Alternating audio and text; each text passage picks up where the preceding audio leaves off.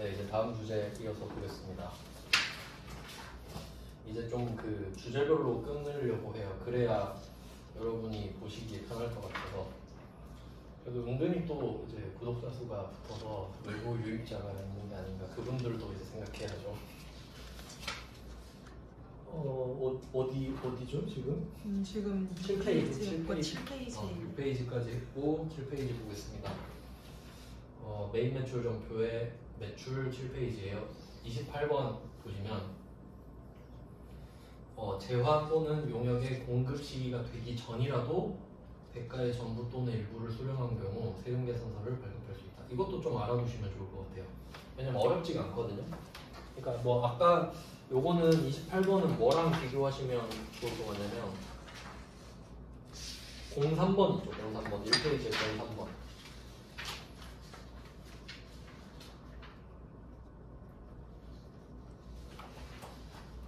03번이랑 다시 한번 비교해 볼까요?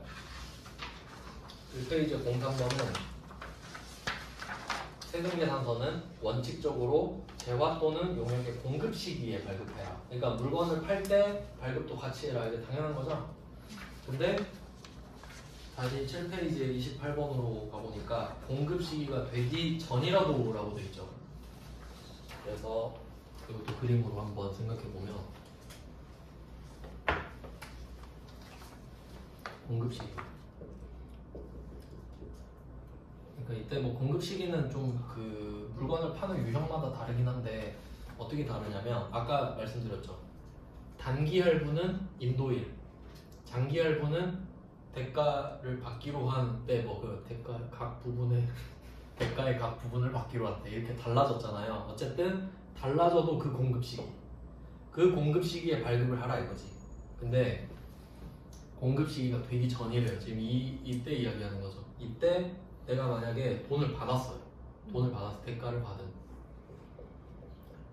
받고 예를 들어서 내가 물건은 안 팔았어요. 근데 만약에 뭐 5천만 원짜리를 팔기로 했어. 근데 이때 상대방이 계약금조로 500을 줄 수 있죠? 먼저 준 거예요. 그럼 원래 이 계약금에는 부가세가 안 붙잖아요. 근데 상대방이 급하대. 나 지금 세액공제 받아야 되니까 이거에 대해서 세금계산서를 먼저 달래. 그럴 수도 있겠죠. 그러면 오케이 돈 받았으니까 줄게. 그럼 인정. 그 말이에요. 왜냐면 이게 왜 이런 게 있는 거냐면 그러니까 그 세금계산서를 돈을 안 받고 막 가라로 치는 경우도 막 옛날에 많았을 거 아니에요. 그러니까 솔직히 공급 시기 전에는 내가 공급을 할지 안 할지 모르죠. 근데 그래도 돈 받았으면 이 사람이 돈을 준 건 뭐겠어요? 거래를 할 의지가 확실하다는 거죠. 그러니까 돈 받았으면 그만큼은 줘도 인정해 주겠다. 그건 거짓말 아닌 걸로 볼게 이 말이에요. 이유는 돈을 받았으니까. 이해되시죠? 실무에서 이 정도 많이 쓸 거 아닙니까? 그래서 둥계를 여기다가 둥계를 안 넣어놨나? 오, 이거 바로 밑에 있네. 29번. 네, 29번을 한번 볼게요. 대표 문제. 29번 5월 16일에 선우의 제품 판매 계약을 체결했습니다. 계약만 체결했어요. 총 550만 원을 받기로 한 겁니다. 그럼 보통 예금을 수령을 해서 전자세금계산서를 발급했다. 이거는 전액을 지금 받은 거네. 근데 보시면 오늘이 5월 16일이잖아요. 근데 6월 10일에 인도하기로 했죠. 그러면 얘는 원래 6월 10일에 세금계산서를 줘야 된단 말이에요. 근데 위에 28번 보면 6월 10일이 되기 전이라도 돈을 지금 받았죠. 보통 예금으로. 그러면 세금계산서를 발급할 수 있다. 그러니까 오늘 했으니까 합법인 거지. 알겠죠? 근데 보시면 선수금 표시해 볼까요? 밑에 답에 제품 매출이 아니죠. 이거는 동계를 같이 좀 해두시면 좋을 것 같은데 얘는 지금 선수금으로 잡혀 있어요. 그리고 답을 좀 쉽게 주려고 금액이 총 550인데 그러니까 상대방이 돈만 지금 미리 준 겁니다. 총액은 550으로 똑같네. 부가가치세 예수금 50. 계약하고 아직 제품 판매를 안 해가지고. 물건은 안 준 거예요. 근데 상대방이 야, 어차피 너 나한테 물건 줄 거 아니냐. 내가 돈 먼저 줄 테니까 그거에 대해서 세금 계산서만 먼저 줘. 이 말을 한 거죠. 그러면 우리 입장에서는 제품 매출을 찍을 수가 없는 거예요. 왜냐면 제품을 안 줬으니까. 그러니까 우리 입장에선 계약금인데 상대방이 세금 계산서를 줘버리니까 이때 부가세를 인식은 해요. 왜냐면 세금 계산서를 줬으니까. 그러면 나중에 분이 어떻게 될 거냐. 오늘이 5월 16일이죠. 그러니까 얘는 메인 매출 전표에 쓰잖아요. 근데 6월 10일이 되면 일반 전표에. 일반 전표에 어떻게 쓸까? 선수금이 없어지겠죠. 네. 뭘로 바뀌어요? 제품. 이거 이때 제품을 주잖아. 그러니까 제품 매출로 바뀌죠. 이렇게 한다는 소리예요. 후속 통계까지 알고 계셔야겠죠. 그러니까 부가가치세만 땡긴 거예요. 물론 제품의 매출 시기도 지금 다르네요. 그러니까 부가가치세는 매출이 중요한 게 아니라 세금이 중요하잖아요. 그래서 뭐 이런 식으로 세금 위주로 해놨습니다. 그래서 이해하기 쉽게 좀 바로 붙여놨고요. 그 다음에 조금 이제 심화된 주제가 30번인데 이거는 그냥 참고로 알아도 돼요. 이 정도까지 나올 수 있지 않나 생각은 해요. 본래 재화 용역의 공급 시기가 되기 전, 얘도 되기 전 나왔죠? 전에 세금 계산서를 발급을 하고 그 발급일로부터 7일 이내의 대가를 받는 겁니다. 그러면 인정. 그래서 이게 원래는 저는 이거 다 외워야 되는데 지금 뭐 나온 것만 좀 설명을 드리면 저는 이거 그림까지 다 그려갖고 막 외웠거든요. 한번 생각을 해볼게요. 첫 번째 케이스는 원래 공급 시기에 발급을 하는 게 정당. 이거는 전혀 뭐 헷갈릴 거 없죠. 근데 만약에 내가 이 공급 시기 전에 대가를 받고 세금 계산서 발급, 이거 인정된다 그랬죠? 대가를 받았으니까 발급해도 된다. 그러니까 그 금액만큼만 해요. 근데 이번엔 뭐냐면 공급 시기 전에 발급을 했는데 이때 세금 계산서 발급했죠. 기니까 TI라고 할게요. 텍스 인보이스예요. 세금 계산서를 발급을 하고 그리고 7일 이내에 대가를 받는 거예요. 이 7일 이내 플러스 7일 이내에 대가를 받는 겁니다. 그럼 인정해 주겠다. 그래서 결론은 뭐냐면 아까 막 갈아치는 거를 좀 의식한다 그랬잖아요. 근데 돈을 받았으면 갈아칠 일이 없다고 보는 거예요. 제가 돈을 줬으면 뭐 물건을 사고 싶겠지. 근데 얘는 늦어도 발급하고 7일 이내에 받았으면 그냥 뭐 이것도 의지가 있는 거라고 보는 거죠. 그러니까 이게 베스트고 늦어도 7일 이내는 받아야 구라가 아닌 걸로 보겠다. 뭐 이런 느낌이에요. 7일을 기억하시면 되겠네요.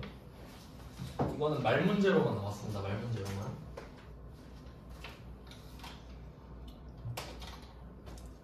네, 그래서 뭐 그냥 이런 게 있구나 보시면 되겠고 왜냐면 이런 게 가산세랑도 또 이어지기 때문에. 그 다음에 31번 이건 조금 심화입니다. 심화 문제. 세무 읽을 거예요. 참고로 얘는 그러니까 실무에서는 알고 있으면 좀 좋은 내용인데, 자 보시면 작성일자가 4월 10일이죠. 세금 계산서를 4월 10일에 만든 겁니다. 이때 품목을 보시면 인테리어 공사거든요. 그러니까 이거는 용역이라고 좀 써도 돼요. 용역. 그러니까 우리가 공사를 해주는 거죠. 그러니까 뭔가 재화를 판 게 아니라 서비스를 제공한 거잖아요. 그러면 밑에 양괄호 1번을 보시면 공사는 2024년 6월 29일에 완료되었다 이렇게 돼요. 그럼 이게 공급 시기거든요. 그러니까 양괄호 1번에다가 공급 시기라고 좀 적어도 돼요.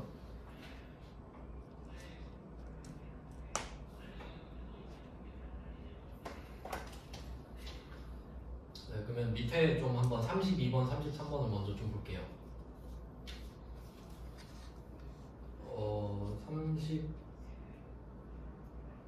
33번을 좀 먼저 볼까? 33번은 영무의 제공이 완료된 때, 이게 양괄호 1번이거든요.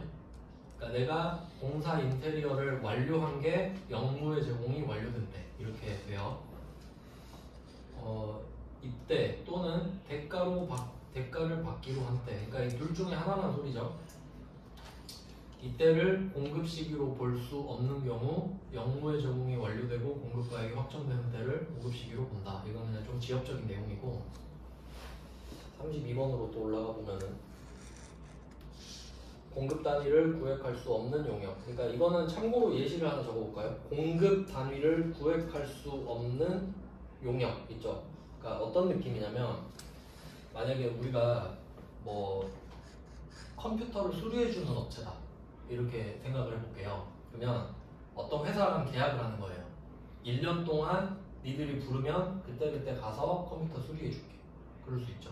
그럼 이게 1년 동안 공급 단위를 구획할 수가 없어요. 그럼 그때그때 부르면 1년 동안 오기로 했잖아요. 그러면 이건 이렇게 해당이 되는 내용이고, 그럼 언제 공급한 걸 볼 거냐? 1년 지나서 한 번 했다 하면 또 그것도 이상하잖아요. 그러니까 돈을 한 달에 얼마씩 받기로 했겠죠. 그럼 그때를 하겠다고 그냥. 그러니까 예를 들어 한 달에 100만 원씩 받으면서 내가 1년 동안 부르면 갈게 이렇게 했으면 그 100만 원을 주기로 한 날 있죠. 그날을 공급 시기로 하겠다 뭐 그런 의미예요.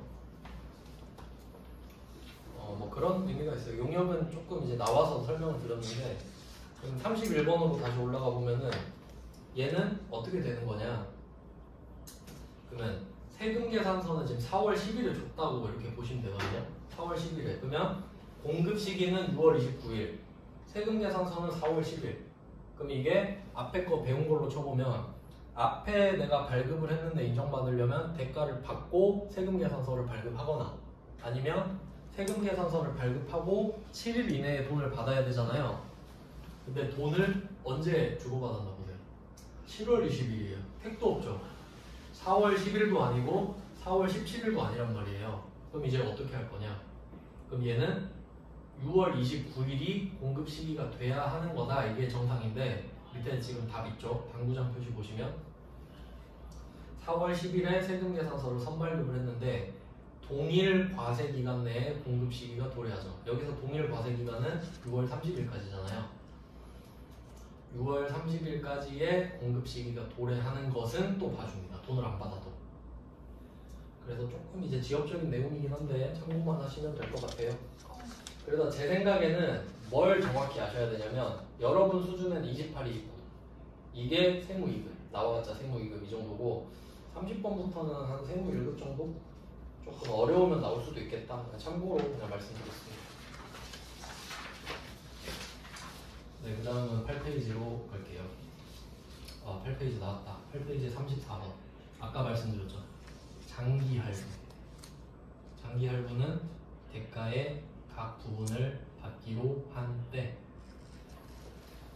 네, 아까 뭐 미리 설명드렸던 건데 지금 장기 할부를 여기다 넣어놔서 한 번 더 적어놨습니다. 그 다음은 35번 볼게요. 장기 할부 조건으로는 월부, 연부에 따라 2회 이상 분할 아까 말씀드렸죠? 그래야 할부가 되고 그 다음에 인도일부터 최종 할부금의 지급기일까지 기간이 1년 이상인 것을 말한다. 원래 이거 다음 날인데 근데 뭐 별로 상관이 없어서 이렇게 써놓은 것 같습니다. 그래서 그냥 1년 이상이 되는지 안 되는지만 보시면 돼요. 그 다음에 36번으로 바로 가볼게요. 문제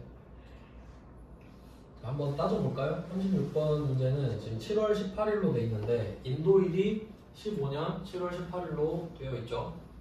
그래서 물건은 오늘 준 겁니다. 그리고 밑에 할부 내역을 보시면 1, 2, 3, 4차가 있잖아요. 그러면 우리가 봐야 될 거는 인도일부터 원래는 다음 날이라 그랬죠? 근데 그냥 인도일로 해도 상관은 없습니다. 그러면 2025년 7월 18일 인도일 있죠? 여기다가 기산일이라고 적어두시면 돼요. 그러니까 날짜를 세기 시작하는 날 2015년 7월 18일 기산일 이때부터 4차 할부 날까지 세시면 돼요. 그럼 한번 세볼까요? 2015년 7월 18일부터 15년 12월 18일 1년 당연히 안 되죠? 그럼 얘는 그냥 할부인 거야.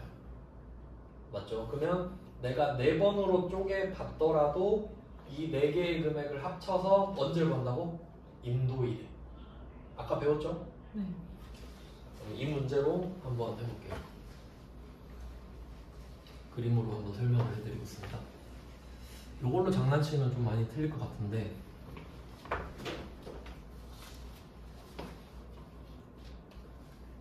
날짜는 좀 단조로워요. 7월 18일이 인도일인데 근데 할부가 나올 때는 뭘 조심하셔야 되냐면 내가 오늘 인도를 하잖아요. 근데 이날에 1차 할부금을 받을 수도 있고 안 받을 수도 있어요. 근데 얘는 1차 할부 1차랑 같죠. 그러니까 두 개가 같이 있는 거예요. 그 다음에 뭐 날짜는 안 중요한데 마지막 날짜만 보시면 되죠.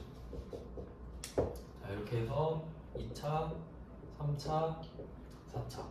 그러면 조건을 따져볼게요. 4번으로 쪼갰으니까 할부 성립되죠? 할부는 맞아요. 근데 기간이 1년이 안 돼. 그럼 얘는 단기 할부.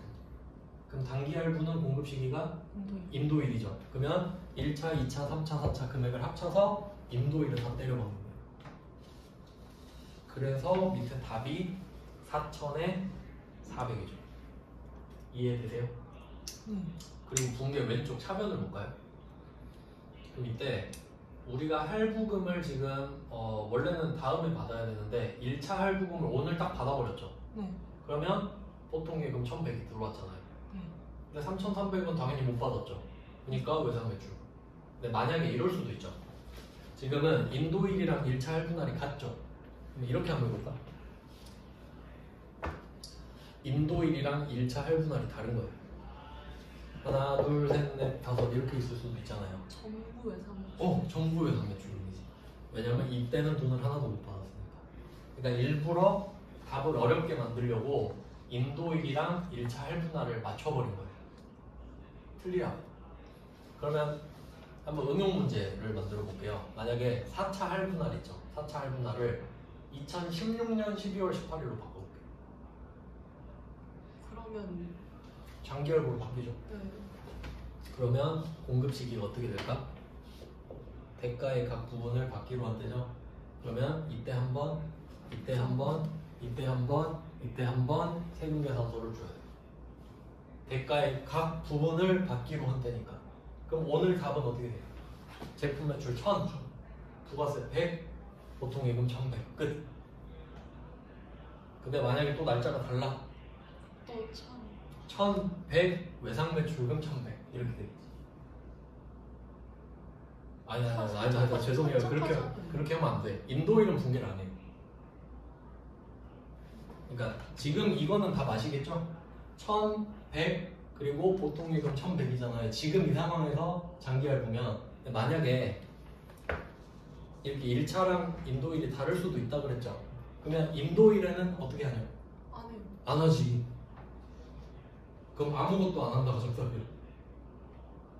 그럼 다 틀리겠죠. 제가 그랬잖아요. 제일 어려운 게 뭐라고? 아무것도 안 하는 거. 확신이 있어야 그걸 할 수 있는 거거든요. 근데 그렇게는 안 되겠지. 네, 제가 뭘 말하는지 아시겠죠? 네, 그렇게 할부를 내면 근데 신기하게 한 번도 안 냈어요.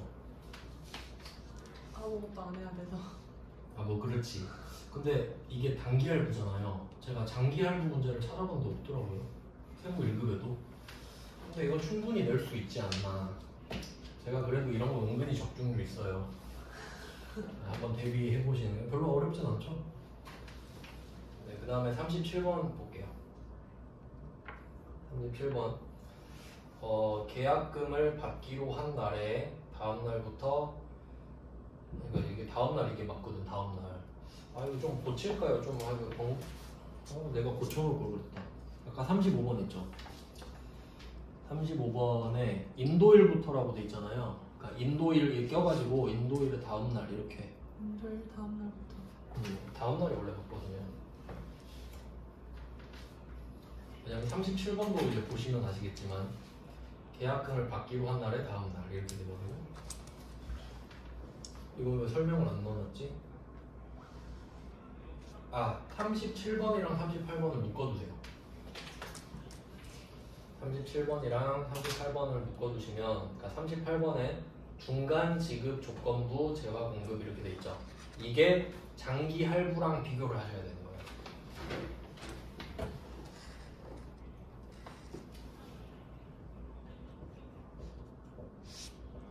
장기 할부 판매는 이제 배웠고, 지금 이제 할 게 중간 지급 조건부 판매 아니면 완성도 밑에 또 나올 텐데, 완성도 기준 조건부인가? 완성도 조건부? 중간 시급 조건부는 그냥 장기 할부 판매 아니에요? 아니요, 이게 두 개 달라요. 아예 다른 거예요. 그래서 이거 설명을 해주려고. 근데 이 비슷한 게 나오거든요. 근데 이름이 생각이 안 나서. 완성도 어쩌고 저쩌고 있거든요. 완성도 기준 조건부 판매인가? 자, 이 두 개가 헷갈릴 수 있거든요. 구분을 좀 잘 해볼게요. 제가 아까 그림 그려드렸었는데, 장기 할부 판매는 이때 인도를 하고 돈 받고 이런 느낌이었죠. 그러니까 검은색의 물건을 줘버리는 거야. 내가 먼저 주고 돈을 뒤에 받는 겁니다. 근데 이 중간 지급 조건부 판매는 내가 물건을 파는 건 똑같은데 팔기로 한 날이 맨 뒤에 있어요. 맨 뒤에 있고 중간에 얘가 나한테 지급을 하는 거예요. 그림으로 치면 이래요. 저 실제로 공부할 때 이렇게 그림 그려서 외웠거든요. 그럼 너무 헷갈려요. 좀 다르네요. 확실히 다르죠. 네. 아예 다르죠, 아예. 그러니까 같은 거는 내가 물건을 판다는 거밖에 없어. 근데 할부 판매는 줘놓고 돈만 나중에 따로따로 받아. 근데 중간 지급 조건부는 이건 어떤 느낌이냐면, 보통 우리가 뭐 아파트 짓는다고 하면 아파트 돈도 많이 들고 물가가 막 계속 바뀌잖아요. 그러니까 그때그때 좀 받는 게 있거든요. 중도금이라고. 그런 느낌이에요, 좀. 그러니까 내가 건물은 나중에 완성시켜서 주지만 돈은 그때그때 받아야 될 거 아니에요. 그러니까 이게 다른 거지. 그리고 완성도 뭐 이런 말 나와도 중간 지급이랑 똑같다고 보시면 돼요. 완성도에 따라 중간 지급 받는 거니까.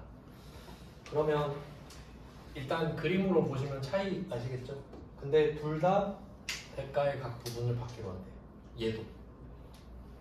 그래서 38번을 먼저 보시면, 중간 지급 조건부로 재화를 공급하면 대가의 각 부분을 받기로 한 때다. 그러니까 34번이랑 38번이랑 똑같죠? 기준은 똑같아요, 기준은. 근데 이 두 개를 똑같다고 보시면 안 돼요. 그림으로 보면 완전 다르죠? 그럼 이제 37번 볼까요? 그럼 장기 할부는 뭐라 이렇게 나왔었는데, 순서를 바꿔놨어야 됐네. 37이랑 38을.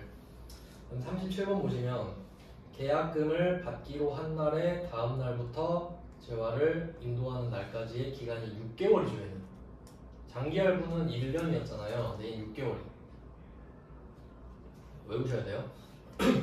그리고 계약금 외의 대가를 분할하여 받는 조건. 이거 표시할게요. 계약금 외의 대가를 분할하여 받는 조건. 이게 정말 해석을 잘 하셔야 되는 게, 그럼 계약금 외의 대가라고 하면 계약금은 있다라는 거죠. 그러면 예를 들면 어떤 느낌이냐면 이렇게 되는 거예요. 계약금을 이날 받아. 처음 계약할 때 바로 받으니까 계약금은.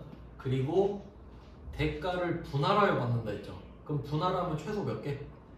최소 2배죠. 그러니까 분할 1, 분할 2 이런 느낌으로 가는 거야. 즉 장기 할부는 1년 2회였죠. 1년 이상 2회 이상. 그럼 중간 지급 조건부는 6개월 이상 3회 이상. 계약금을 제외한 대가를 분할하니까. 이해되세요? 그러니까 말은 이렇게 하지만 결국 3번으로 쪼개받아라 이 말이죠. 네. 그래서 완전 달라요. 그러면 차이. 얘는 인도일부터 시작하죠. 네. 장기 할부는 인도하고 시작하니까. 그러니까 이 다음 날부터 세는 거예요. 인도를 하고 시작을 했으니까 다음 날부터 세는 거야. 그리고 얘는 어때요? 계약을 하고 시작하는 거죠. 네. 그러니까 이 계약한 날 플러스 1부터 시작하는 거죠. 왜냐면 물건 준 날부터 해버리면 뒤로 가서 세야 되잖아요. 그러니까 시작점이 다른 거예요. 그래서 다시 보면 37번에 계약금을 받기로 한 날의 다음 날이죠. 계약금. 그러니까 못 받아도 상관없어. 세금만 내라 이거지 그냥. 그래서 이 정도 차이가 좀 있고요. 그럼 문제를 한번 볼까요? 39번. 39번. 2020년 3월 16일입니다. 당사는 소망의 제품 6억 원 부가세 별도면 총 6억 6천이죠. 잔금일에 인도했다. 그러니까 이것만 봐도 아 이거 중간 지급인가? 이거 아셔야 돼요. 왜냐면 물건을 주고 돈을 받는 게 아니라 잔금일은 마지막 돈 받는 거죠. 그때 주기로 한 거니까 검은색 동그라미가 뒤에가 있어야 되거든요. 중간 지급. 중간 지급인지 아닌지 따져볼까요? 첫 번째 6개월 계약금이 3월 16일이죠.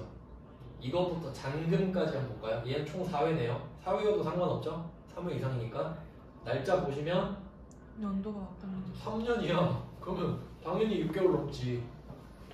6개월 넘고 3회 이상이죠. 그럼 이거 중간 지급 조건부네.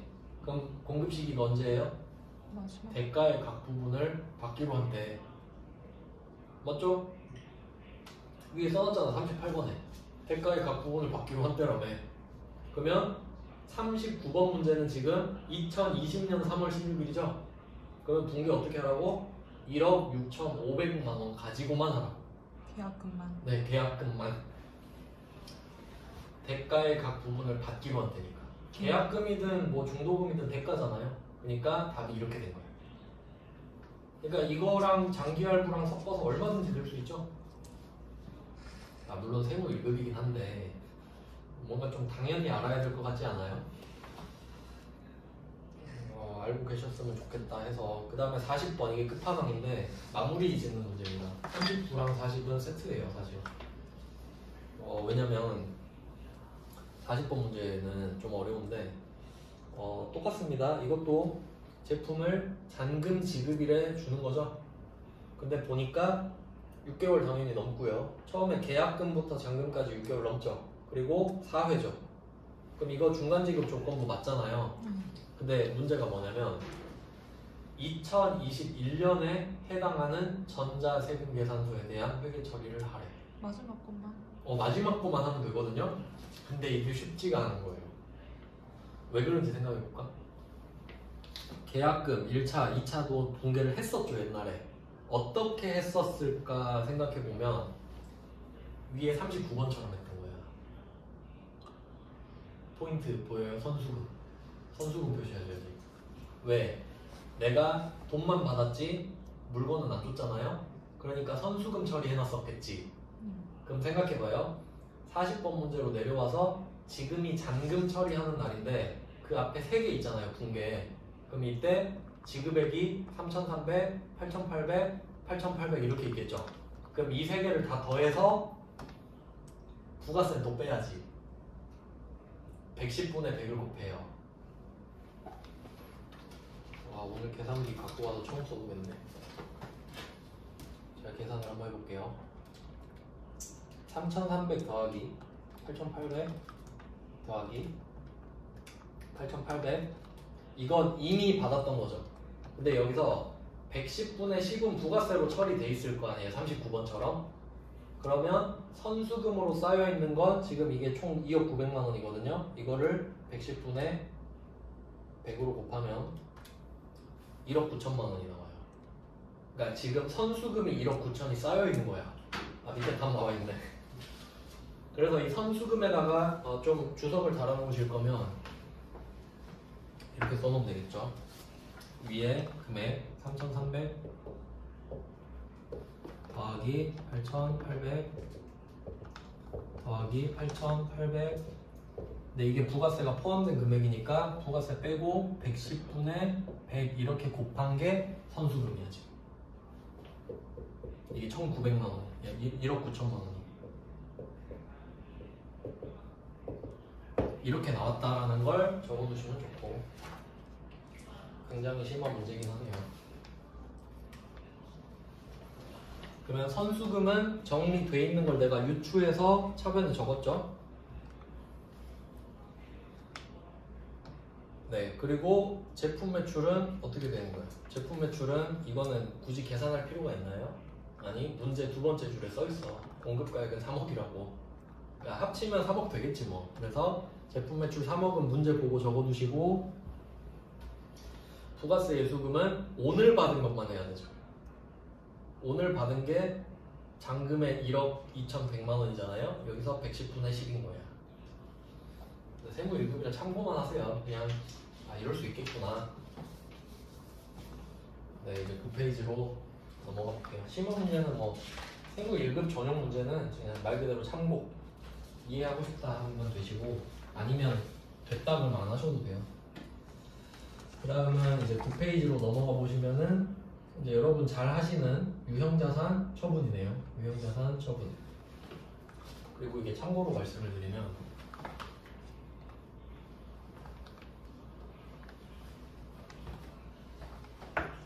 지금 우리가 배운 게 지금 회계 1급 때는 이걸 안 배웠죠. 장기할부 판매랑 중간지급 조건부 판매. 근데 이 두 가지 주제의 특징은 뭐냐면 세금 계산서가 걸려있죠. 세금 계산서를 언제 발급할 거냐 이슈가 있죠.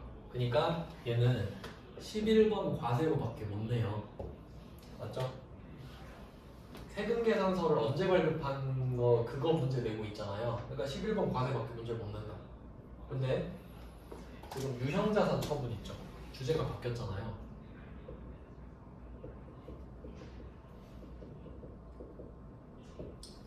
요거는 공급 시기에 대한 문제는 없어요. 그냥 주면 되니까. 얘는 인도일밖에 없죠. 그러니까 얘는 혹시 내가 유형자산을 처분할 때 꼭 세금 계산서만 줘야 되나요? 그건 아니죠. 상대방이 카드 내밀면 카드 좀 줄 수도 있고, 현금 영수증 달라 그러면 현금 영수증 줄 수도 있는 거죠. 그러니까 얘는 11번 과세에 국한된 주제가 아니라 카과도 나오고 현과도 나옵니다. 그러니까 제가 그거를 이제 알고 계시라고 하나씩은 다 넣어놨어요. 근데 주로 우리가 세금 계산서를 주니까 11번 과세에 많이 있다 이 정도로 이해하셔야 돼요. 여기 나오는 주제라고 생각하시면 안 돼요. 전용 주제는 아닙니다. 그러면 여기서 41번 제일 어려운 걸 하나 풀어야 되는데, 제일 어려운 게 43번인가? 43번을 한번 볼까요? 43번 오랜만에 한번 풀어보죠. 유형자산 처분.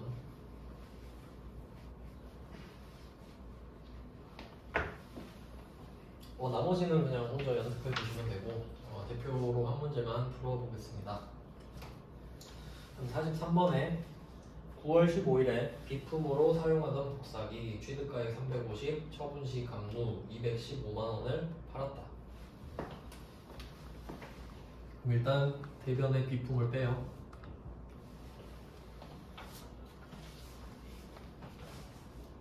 비품을 300, 답이 다 나와 있네 밑에.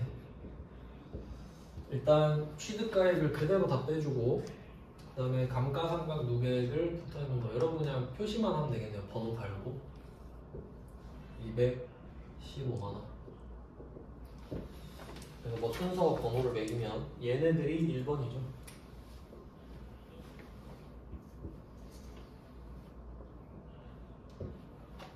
그래서 얘는 어떤 효과가 있는 거냐면, 그러니까 비품이 지금 자산 감소잖아요. 350이 없어지는 거죠. 네. 그리고 감가상각 누계액은 원래 대변에 있었죠. 여기에 있었던 앤데 얘는 성격 자체가 자산의 감소라서 오른쪽에 있었거든요. 그러면 얘가 왼쪽으로 온다는 거는 이게 자산이 증가한다는 소리예요. 자리가 그냥 반대니까. 그럼 이 말은 350은 다운되고 215만원은 올라가는 거예요. 그러면 계산기를 한번 써보면 마이너스 350 플러스 215만원 이렇게 되죠. 그러면 마이너스 135만원이 되는 거예요. 이 두 개 합쳐서. 두 개 합쳐서 자산 마이너스 135만원 이렇게 된다는 소리지. 아시겠죠? 자, 그럼 이게 1번. 나는 135만원짜리를 줬어. 그럼 이제 얼마를 받을까? 생각해보니까 얼마에 팔았죠 지금? 43번이죠. 110에 팔았는데 여기서 포인트. 내가 이걸 110에 팔았거든요. 부가세가 포함되어 있어요? 별도예요? 별도. 별도. 110에 11만 원을 더 받아야 되죠? 네. 이거 많이 틀린다고 여기서. 110이니까 10만 원 부가세겠지. 이러면 안 돼요. 그러면 두 번째가 부가세 예수금을 먼저 적어준다. 그러면 내가 110을 팔았으니까 11만 원이 부가세 예수금이 되겠죠. 이게 2번. 얘는 부채죠. 왠지 생각해 볼까요? 그러니까 내가 이거를 110에 팔아요. 그럼 110에 팔고 11만 원을 더 달라 그래. 그리고 이 11만 원은 국세청에 내야지. 그래서 나는 11만 원 10%를 걷었는데 얘 때문에 돈을 110%를 받아야죠. 즉 110만 원에 11만 원을 받아야 돼요. 즉 110만 원에 110% 하면 121만 원이죠. 121만 원이 와야 돼요. 121만 원을 산정하는 것 자체가 좀 어렵죠. 근데 여기서 현금을 60을 받았잖아요. 네, 여기서 이제 멘붕이 오는 거야. 그리고 출제자가 친절할 리가 없죠. 61만 원 이렇게 말 안 하겠죠? 뭐라고 하겠어? 나머지 이러잖아. 그럼 우리가 구해야 되죠? 그래서 구하는 방식은 110만 원 곱하기 1.1 110%니까 빼기 60만 원 하면 61만 원이 나오는 거예요. 네, 이렇게 해서 이게 미수금이 되겠죠. 월말에 받기로 했으면 여기 또 외상매출금 쓰면 안 되죠? 비품이니까 미수금을 써줘야 됩니다. 어음을 받아도 미수금이고요. 자, 이게 3번 121만 원. 그러니까 이 부가세 예수금이 10%니까 얘는 110%가 돼야 된다는 소리예요. 쟤 때문에 10%를 더 받으니까. 자, 이렇게 정리를 하면 결과적으로 이제 차대만 맞추면 되죠? 네. 차대 맞추면 답이 써있네요. 이쪽이 25만 원이 부족한 거지. 25만 원은 차액으로, 그러니까 대차 차익으로 맞춰주시고 왼쪽에 있으니까 비용으로 써주시면 되겠죠. 그래서 이게 처분 손실이 된다. 알아서 적기. 네, 알아서 처분 손실만 이름 따면 25만 원은 지가 찾아주죠. 네. 나머지 문제는 풀어보시면 되겠고.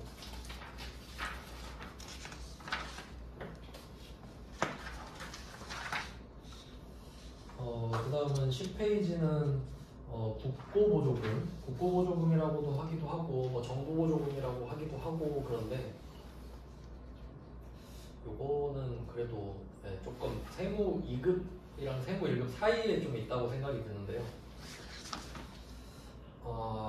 10페이지는 40번을 좀 먼저 47번을 좀 먼저 보시면 10페이지에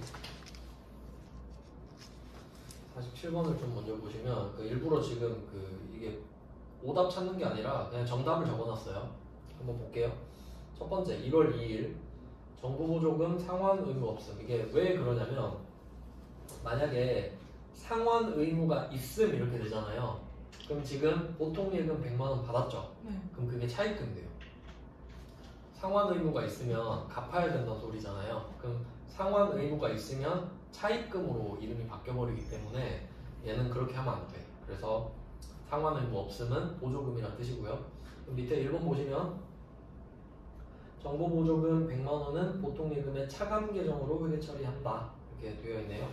여기 공개 회계 처리가 없긴 한데 이 정도는 좀 알고 계셔야 되지 않나 싶어서. 그럼 지금 국가가 나한테 기계 사라고 100만 원을 준 겁니다. 그러면 우리 통장에는 보통 예금이 100만 원 들어오겠죠.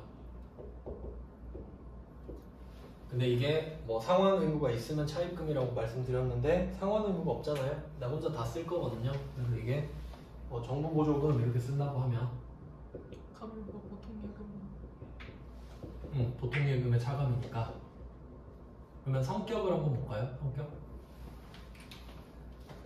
얘는 자산인 거 다 아시죠? 보통 예금은 자산이다. 근데 정부보조금은 자산의 마이너스예요. 어차피 써야 되니까. 이거 한번 보여드릴게요.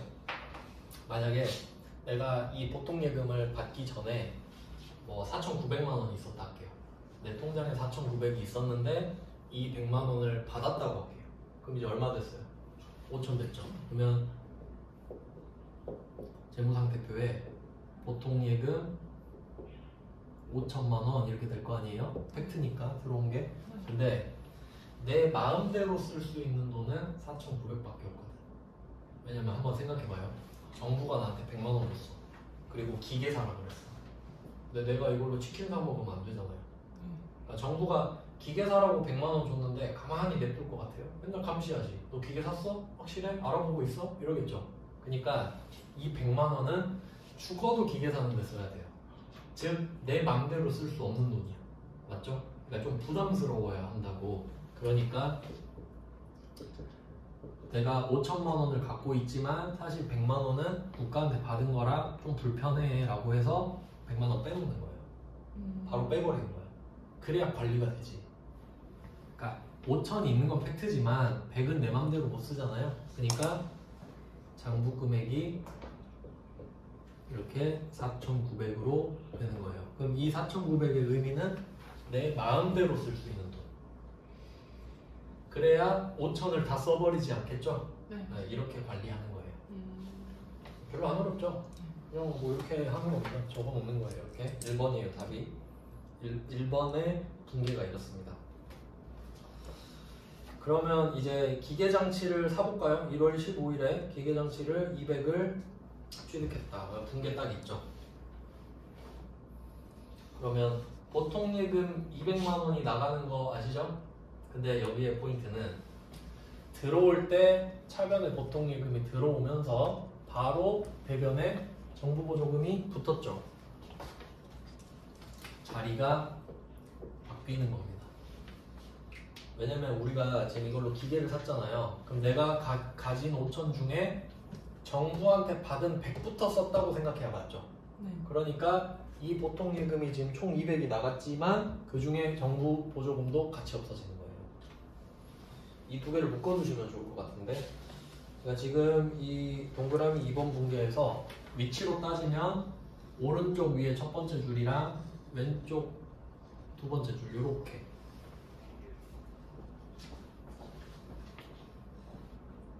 이번에 보통 예금 200. 그러면 이 보통 예금 200은 뭐예요? 내 돈 100이랑 정부 돈 100 이렇게 들어간 거죠? 네. 그러니까 이 중에 100이 딸려 있으니까 정부 보조금도 같이 치워버려야지. 없애버리는 겁니다. 그러면 이렇게 돼 있던 게 어떻게 되겠어요? 보통 예금 5천이 있었는데 200 썼죠? 그러면 지금 4,800 이렇게 되잖아요. 얘는 없어지죠 이제. 0 이렇게 되니까 4,800. 4,800은 내 맘대로 다 쓸 수 있어. 결국 100만 원만 쓴 거잖아요. 이런 식으로 관리를 하겠다는 거지. 네, 그러면 이제 기계를 샀잖아요. 기계는 200. 자, 그러면 차변에 200, 100, 배변은 200이에요. 근데 처음에 100만 원을 준 이유가 뭐였죠? 기계 사라고. 그러니까 이 정부 보조금이 싹 갈아타는 거예요. 기계장치. 기계장치. 이렇게 되는 겁니다. 기생충처럼 이렇게 막 왔다 갔다 붙는 거예요. 그러면 기계장치 프로필을 한번 볼까요? 뭐 어떻게 되겠어요? 기계장치는 200이죠. 200짜리 기계를 산 건 맞아요. 근데 실제 내 돈 쓴 건 100만 원밖에 안 썼죠. 그러니까 이번은 여기에 정부 보조금이 붙어서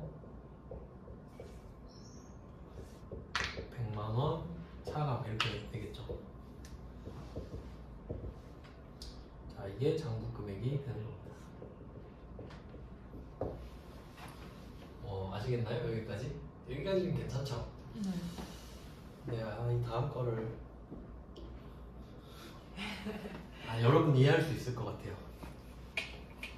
하나 추가해 볼게요. 그러면 어떻게 되냐면 우리 기계 사용하겠죠. 사용하면 뭐가 붙죠? 감가상각. 감가상각 누계액이 붙죠. 자, 처음에 샀을 땐 감도 0이었죠? 네. 그러니까 100이다 이렇게 시작을 했잖아요. 그럼 어떻게 되는지 종착역을 한번 볼게요. 기계장치 200은 안 바뀝니다. 맞죠? 얘는 평생 200이에요. 왜냐면 감가상각 무계액이 200이 되니까. 그럼 목표 금액을 한번 생각해 볼게요. 최종 몇 년을 쓰는지 모르겠는데 감가상각 무계액은 최종적으로 얼마가 돼야 되죠? 마이너스 200이 돼야겠지. 네. 그래야 200 마이너스 200 해서 0이 되잖아요. 맞죠? 그럼 종착역은 마이너스 200이에요. 맞죠? 얘는 그대로 200이고요. 자, 그러면 정부 보조금은 마이너스 100으로 시작했죠. 그러면 내가 국가가 100만 원을 나한테 줬는데 국가가 100만 원을 준 이유는 나보고 이 100만 원을 잘 쓰라고 준 거죠. 그러면 나중에는 이 돈을 받았다는 흔적이 없어지면 되는 거야. 맞죠? 그래야 잘 쓴 거니까. 그럼 얘는 결과가 0이 돼야 돼. 두 개 방향 다른 거 아시겠어요? 정부 보조금은 받았을 때 마이너스 100을 줬고 다 쓰면 빵이 돼야 돼. 결과치를 먼저 쓰고. 흔적이 없어져 버려야 되니까. 잘 썼습니다, 고맙습니다 하면 끝. 근데 감가상각 무계획은 내가 산 기계장치 가격을 따라가줘야 빵이 되잖아요. 그럼 다 쓰면 빵원 되는 거 맞죠? 이렇게 되잖아요. 즉, 이 말은 뭐냐면 정부 보조금도 감가상각을 해요. 그럴 거 아니야. 정부 보조금도. 그러면 한번 다음 이슈를 볼까요? 3번. 잔존 가치는 없으며 5년 동안 정액법으로 월화를 장각하였다. 당연히 1월 2일이라서 어차피 한 달 단위로 하면 되는데 그럼 계산해 볼까요? 이거 5로 나눠보세요. 100만 20이죠. 그러면 얘가 마이너스 100으로 시작했는데 0이 돼야 되거든요. 그러면 20을 더해야 돼, 빼야 돼? 더해야 되지. 마이너스에서 시작해서 올라가야 되니까. 그러면 얘는 플러스 20이네. 맞죠? 플러스 20. 그럼 감가상각 무계획은 0으로 시작했는데 200이 돼야 되죠. 그럼 이거 5로 나누면 얼마예요? 40이죠. 근데 얘는 0에서 시작해서 아래로 내려가야 되지. 마이너스 200이 돼야 되니까. 그럼 얘는 마이너스 40이네. 그럼 감가상각비는 총 얼마냐? 마이너스 20. 한번 볼까요? 붕괴? 그럼 붕괴 그거 아닌데? 라고 할 수 있죠? 어떻게 하셔야 되냐면 제 말대로 한번 고쳐봐요. 3번 보시면 오른쪽 밑에 감가상각비 20 있죠? 그걸 끄어. 통째로 쭉 한 줄 끄어. 감가상각비 20을 없애버려요. 자, 그리고 왼쪽 위에 감가상각비 40 있죠? 그거에 40을 끄고 위에 20을 적어. 됐어요? 이해돼요? 그러니까 감가상각비가 왼쪽도 있고 오른쪽도 있잖아요. 그럼 퉁치면 되잖아. 그래서 오른쪽 없애버리고 왼쪽에서 까버렸죠. 맞죠? 그럼 감누 40 맞잖아. 40가 내려갔으니까. 좀 어렵긴 한데 납득은 되죠? 아, 그렇구나 뭐 그런 느낌이지. 감가상각비 꼭 적어야 돼요? 네. 그래서 저는 이거 문제 풀 때 어떻게 푸냐면 저는 이게 그냥 숨 쉬듯이 나오거든요. 나는 그냥 이거 그냥 보면 바로 풀어야 돼. 여러분은 좀 생소할 수도 있긴 한데 그래서 저는 어떻게 푸냐면 이거 감가상각 붕괴하세요 하잖아요. 그러면 일단 그러니까 기계장치 200을 구해. 그럼 200 나누기 5 하면 40이죠? 그럼 이거를 대변에 감누 40을 먼저 적어. 이게 맥스거든요. 그래서 이걸 1번 적어. 됐죠? 그 다음에 2번. 아, 이거 어떻게 풀더라? 그래서 정부보조금 100 있죠? 이걸 5로 나눠. 그래서 이렇게 풀면 돼요, 결과적으로. 그래서 감가상각비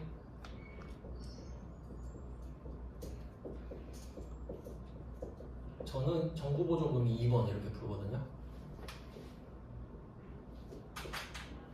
저는 이 순서대로 풀어요. 그러니까 결과적으로는 이게 맞아떨어져요. 방금 말씀드린 대로 이 기계가 200이잖아요. 잔존가치가 없으니까 5로 나누면 40이죠? 그럼 그걸 먼저 적어. 어쨌든 40은 떨어지니까. 근데 이 중에 정부보조금 받은 게 있잖아요? 그럼 이걸 두 번째로 구하는 거야. 100 나누기 5 하니까 20이죠? 그럼 그걸 적어. 왜냐면 이만큼 덜 까지니까. 그러니까 얘가 감가상각을 막아주는 거예요. 그러면 감가상각은 얼마 나가 떨어지고 있어? 20이 나가 떨어지겠지. 저는 이렇게 구해요. 원래 이렇게 구하는 게 편하지. 왜냐면 안 그러면 두 번 구해야 되거든요. 그러니까 실제로 두 번을 해서 퉁치면 이 결과가 나오는 겁니다. 그냥 뭐 이해는 되시죠? 그 다음에 4번 끝판왕이다. 12월 31일에 자산 차감법으로 인식하기로 한다. 장부금액 한번 찾아볼게요. 어차피 지금 왔으니까 끝까지. 그럼 어떻게 되냐면 200은 똑같죠? 근데 얘는 정부보조금은 마이너스 100으로 시작해서 플러스 20이 됐잖아요. 그러니까 얘는 마이너스 80이 남아있겠죠. 그쵸? 그리고 얘는 0에서 시작했는데 마이너스 40을 깠으니까 마이너스 40이 되어 있겠지. 그리고 빼고 빼봐요. 80 남지. 얘는 저도 이렇게밖에 못 구해요. 암산 못해요 저도. 그래서 4번의 장부가액이 80이에요. 한 번만 더 설명해 주세요. 그러니까 이게 세 개가 따로 놀잖아요. 네. 그래도 기계장치는 불변. 다행이야. 얘는 그대로 넘깁니다. 넘겼죠? 정부보조금은 5년 N방을 치니까 마이너스 100으로 시작해서 0이 돼야 되잖아요. 결과적으로. 그러니까 20씩 더해야 5번 더하면 빵이 되죠? 근데 지금 한 번밖에 안 한 거잖아. 그러니까 마이너스 100에다가 플러스 20을 더한 거야. 그러면 마이너스 80이 되어 있지 이제. 12월 31일에. 잔액 구하는 거야 잔액. 그리고 감누는 빵으로 시작했는데 얘가 마이너스 40씩 쌓여서 마이너스 200이 될 거죠. 그러니까 마이너스 40을 쌓았으니까 0에서 마이너스 40 되면 마이너스 40이지. 그래서 이걸 다 모아보니까 200 빼기 80 빼기 40이더라. 그 말이에요. 그러니까 이게 그냥 천천히라도 구할 수만 있으면 되는 거예요. 뭐 어떻게 될지 모르잖아요 사람들이. 자 그러면 그러니까 이거를 왜 지금 설명을 드리냐면 사실 붕괴 자체는 그렇게 안 어렵거든요. 그러니까 지금은 이론을 설명하느라 좀 어려운데 그러면 45번 하나만 해볼게요. 45번. 이거 풀고 좀 쉽시다. 45번을 쉽게 푸는 방법. 이게 나온다고 해도 아까 보신 것처럼 똑같이 풀면 돼요. 대변에 기계장치를 3500 까고 감루 1500. 네, 이것까지는 하던 거잖아요. 자, 그리고 국고보조금 이거 어떻게 할까 고민되잖아요. 똑같아. 감루랑 똑같아. 그럼 조금 된다니까?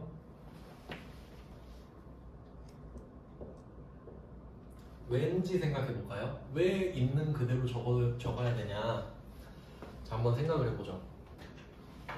이 그림을 봤을 때 이 200만 원이 메인이죠, 메인.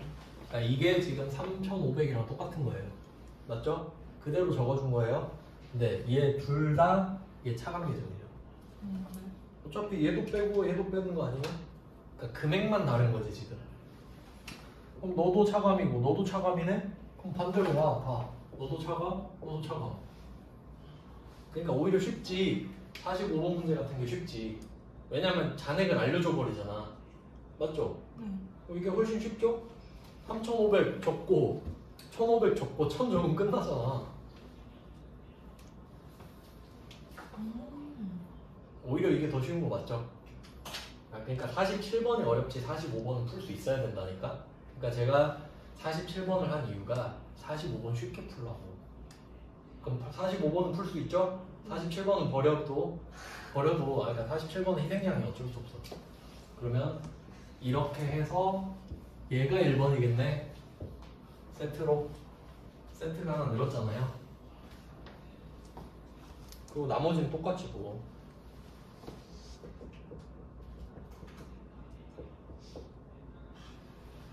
부가세 수금 1200에 별도니까 120 붙이고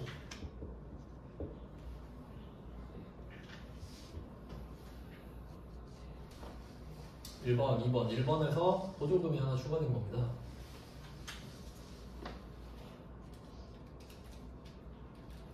그러면 총 1320 받아야 되거든요. 1320. 보통 예금 770을 받았으니까 1320에서 770을 빼면 550이 남는단 말이에요. 이제 그거는 외상이니까 미수분.